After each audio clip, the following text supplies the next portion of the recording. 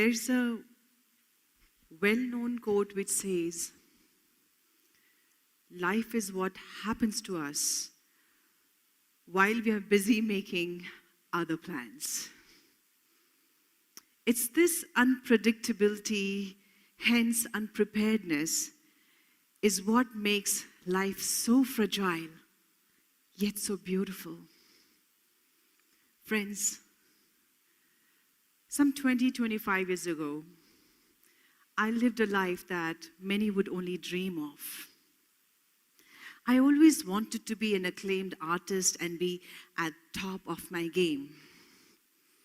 I came from Nepal and actually managed to be a popular and successful actress in Indian film industry. About 80-odd films in 5 different languages, multiple awards. To be honest, some quality and a lot of quantity. Everything that I had dreamt of, in fact, more than what I had dreamt of, was happening to me. What I didn't know, that while I was in this most heady, most enjoyable ride ever, life had planned something else for me. That I would be thrown into a whirlwind of things where slowly I'll start to lose it all.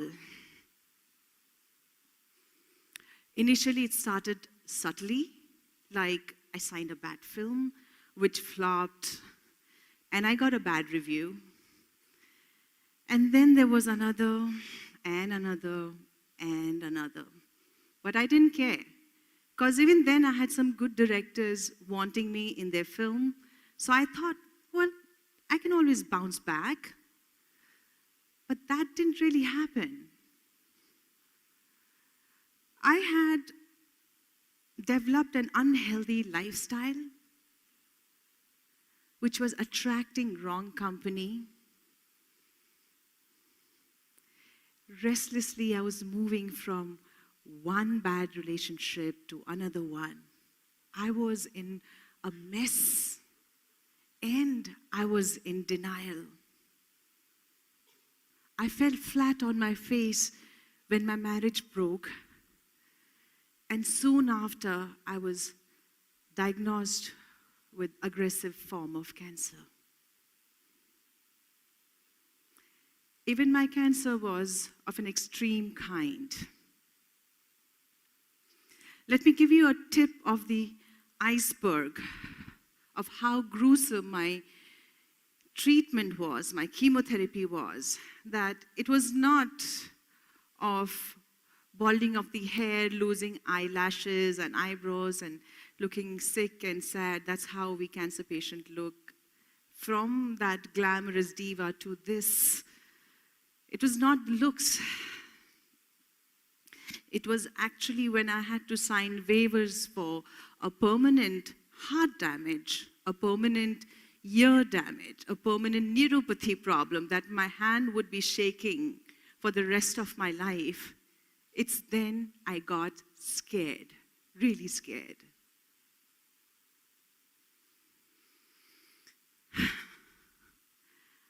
I started to worry that maybe these were my last days.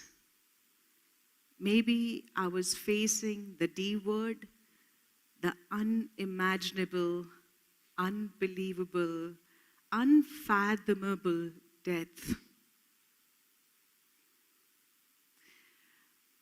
And then I started to think, if this was the end of my life, what did I do with my life so far? Did I live well? Was I proud of it? Of course not. I had messed it. I was living carelessly, ignoring my health, my career, people who cared for me and loved me. Friends, it's been 4.5 years. I'm cancer-free now. God has been kind. Life has been kind.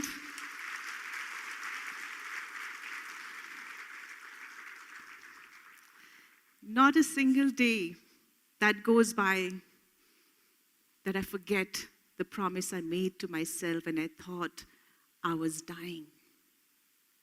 I have prioritized all the three things. I call them gift. My health. I realized the importance of health when I was down with cancer. So I nurture it now. I look after it. I read. I inquire and do whatever it takes for me to have a good health. My relationship with my family is much more filled with respect and trust, because they were the only people who were with me from the beginning till the end. My friendship. I used to have entourage of friends, huge circle of friends. But today I have handful with whom I share a deeper bond, more meaningful friendship. My work. I realized I'm an artist in my heart, in my spirit, so I need to be challenged for me to grow as an artist, to be satisfied. So I pick and choose films carefully, not callously the way I was doing before. I also got fourth gift, and that is realization of value of service, of contribution. I would like to share a story. When not too many people were visiting me in hospital, there was this lady who would come and be with me on Sundays. She's a doctor, a pathologist in Cornell Hospital in New York. Her name is Dr. Navneet Narula. And she would come sit in that uncomfortable chair of hospital, and spend the entire day with me. I was very intrigued because she was very busy.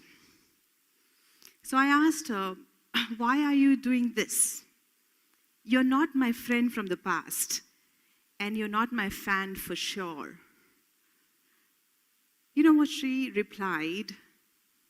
She said, Manisha ji, with the hope that you will do this to somebody else.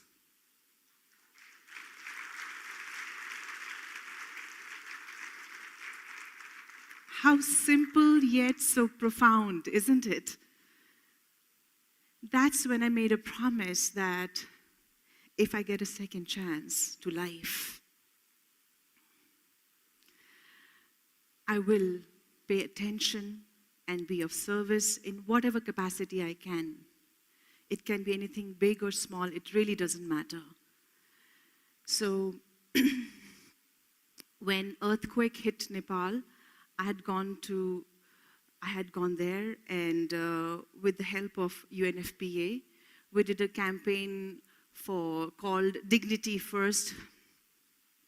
And I'm hoping to go to remote areas and talk about the importance to educate our girls, our daughters, and talk against child marriages, as there are many multiple complications of that. So that I do, or anything as a cancer survivor. I go around giving hopes to people, telling that cancer is not a death sentence, that there is a life beyond cancer. Or it could be anybody, and it could be a friend who's reached out to me and needs my patient hearing, anything. So I do that now.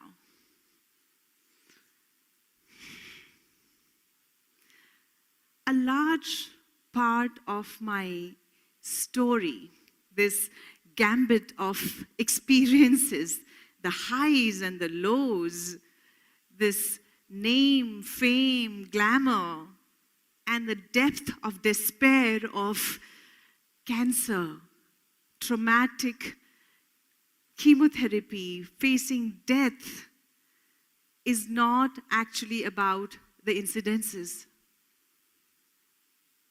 It is about finding sense behind it, finding meaning of it all. I had to make sense of things that had happened to me and the things that was happening to me. I found few such basic, simple principles, and because they are simple, we tend to take it for granted and don't apply them. I found, number one, that this life is a gift. I know it's a cliche, but it is a gift. And everything that comes with this life is a gift. This body is a gift. We need to nurture it, look after it, be grateful. We need to embrace that. People who cross our path, they are a gift. Number two, the importance of introspection.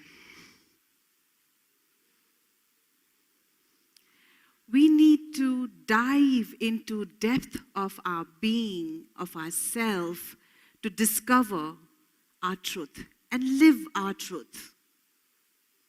As our time is limited, so we must make the most of it. We cannot be living somebody else's life, right? We cannot be living somebody else's idea of life, what is good and what is bad. We need to find for ourselves. We need to introspect. We need to discover what it is that motivates us, compels to live a great life. So every day we can live with clarity and passion. Number three, no matter how we want to be prepared, there will always be a surprise. Life will throw some challenge from somewhere that we are not really fully prepared. But we have a choice.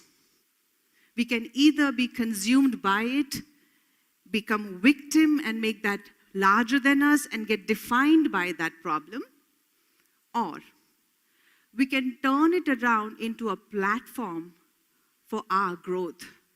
Because there is a message, there is a lesson underneath every problem that we face. We can make a worse situation of our life into a narrative of triumph. The wisdom and the courage is all within us.